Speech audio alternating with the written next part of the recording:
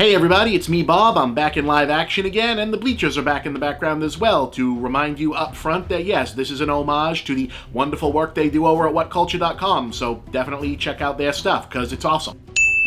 So anyway, Paul Feig now says he would like to do a sequel to the reboot of Ghostbusters. He previously said he didn't want to do a sequel, but now he does, apparently because he really liked seeing all of the pictures people sent at Halloween of their kids dressed up as the girls. And so, you know, whatever else you can say about Paul Feig, his heart has been consistently in the right place for this whole thing. So he didn't want to do a sequel, now he does want to do a sequel, and of course everyone's going to have an opinion on how he should handle that. Now, I stand by my original review. I think the first reboot movie was fine, just fine, 3-star movie. But there is one thing that I think has become clear as time has gone on about the film itself, is that, yeah, it should have been a sequel and not a reboot. Now, I don't fault them for not doing a sequel. I understand the logic behind why they didn't want to do a Passing the Torch movie, because it would have made it seem like these are inheritors or second-class Ghostbusters, but it would have solved a lot of problems. I mean, yes, it would have shut up the whiny fanboys. They would have gotten to see the original Ghostbusters again and gotten their Passing the Torch moment,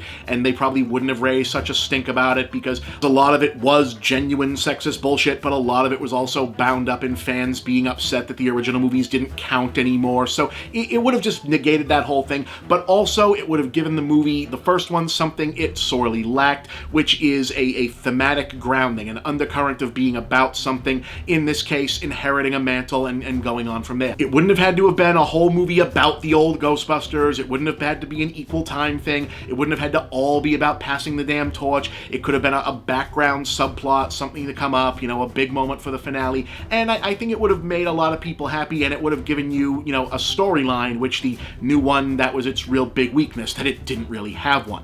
As a matter of fact, in a recent interview with MTV.com, Paul Feig basically said that he didn't fully appreciate what he was getting into making this particular movie. Namely, that when he'd seen Ghostbusters, the original, he was already an adult in film school, and the thing that mainly connected with him about it was good comedians plus good special effects. The mythology and the characters weren't really something that registered with him, and that it had never fully occurred to him that there actually was an audience that did care about the original characters and the mythology. So that at least explains a lot. That having been said, I know a lot of people will probably, suggest and want to say, oh, so in a sequel, they should fix that and somehow retroactively make it a Passing the Torch thing. No, just no. In my opinion, that would be a terrible fucking idea. And I know that, no, stop. I know that there's already probably tons and tons and reams of terrible, shitty fan fiction, but I repeat myself, already on the internet about where, oh no, Holtzman should open a portal to another dimension, and it turns out there were male Ghostbusters in another universe during the 80s, and they cross the streams and come over, and the universes merge, and they've got to team up to fight Gozer, and it creates a new paradigm where there's the girl Ghostbusters, the boy Ghostbusters, the real Ghostbusters, the Filmation Ghostbusters, all have to team up and form the Ghostbusters universe, so all the continuity fits together. No.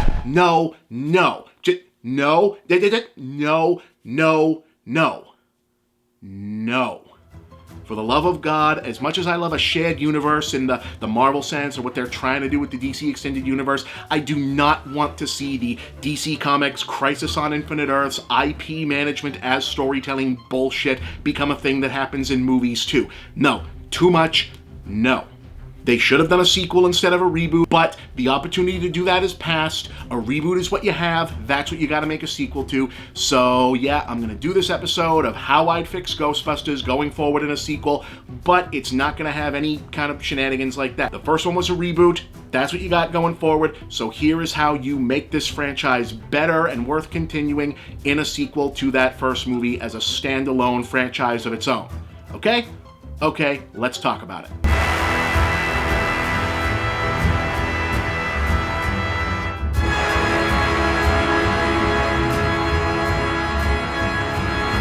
Okay, so the main problem with Ghostbusters, I'm not gonna keep saying the Ghostbusters reboot, you know exactly which one I'm talking about, is that it only got the formula about 2/3 of the way right. The original movie had 4 really funny comedians with great chemistry, groundbreaking special effects, and a story that was actually interesting and worth investing in enough that it would have worked even if it hadn't been a comedy. The new one had 4 really funny comedians with great chemistry and pretty good special effects, but just an average story that wasn't interesting enough on its own, and they clearly never fully cracked and obviously completely gave the fuck up on by the ending. So to make the sequel a step up, that's the main thing you've got to work on. You've got got the right cast, the effects are going to be fine, now you've got to give them a story worth following them through. Do that, you've got a better movie and a franchise with a chance. Now, I'm not here to do fucking fan fiction and think up a whole story, but I can think up a few places to start. For one thing, don't rehash the Eren and Abby fractured friendship thing from the first one. You already did that, it was the strongest thing in the first movie, but it's been done, and repeating the first one is how Ghostbusters 2 ended up sucking. Give both of them new stuff to do, sure, but now that they've got an established dynamic, it's all the more reason to bring Patty and Holtzman to the forefront for the sequel. Those were the breakout characters who really connected with popular culture in the first one. They're both doing different kinds of comedy, and there's plenty of room to expand both of them into more fleshed out characters this time. I can even think of a complementary dynamic for them, but we'll come back to that. For now, second thing, you've got to find new stuff to do with the ghosts, and that should start with rethinking what ghost actually means for a movie in the 21st century.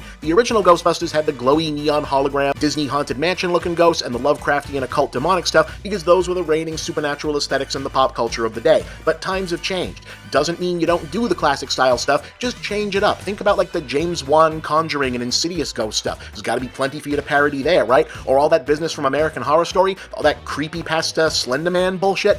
If these are the new Millennium Ghostbusters, you gotta have them bust the new Millennium Ghost. That only makes sense, right? Hell, here's a thought. In the first movie, Erin's backstory was that as a kid, she was being haunted by the ghost of her dead neighbor hanging out in her bedroom, and Abby was the only person who believed her, right? So do a no bullshit, legit scary flashback to the first time that happened to her, like a dream sequence or something, and make that your cold open. Then like have the neighbor ghost come back in the present and be like, ooh, Erin, I was actually trying to warn you about whatever big evil ghost demon thing you've got to fight in this one. And then maybe they've got to like go back to her hometown and investigate shit. And, oh hey, look at that. Now you've got an obligatory exposition hunt storyline to keep Eren and Abby busy while Patty and Holtzman take over the upfront reactive stuff. Ain't I a clever boy? Third thing, okay, I said I wouldn't suggest a full story, but I will say what you definitely shouldn't do.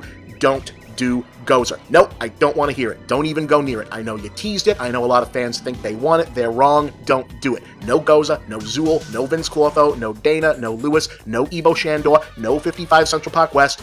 Don't fucking think about it. The callbacks to the original were the worst parts of the first movie. You're not going to equal or outdo the original movie. You gotta do your own thing. Then, if that works, well, okay, then maybe build to your own version of Gozer for part 3 or whatever. But part of the whole fixing thing here, you gotta establish your own reboot franchise identity. Now, what might that identity be?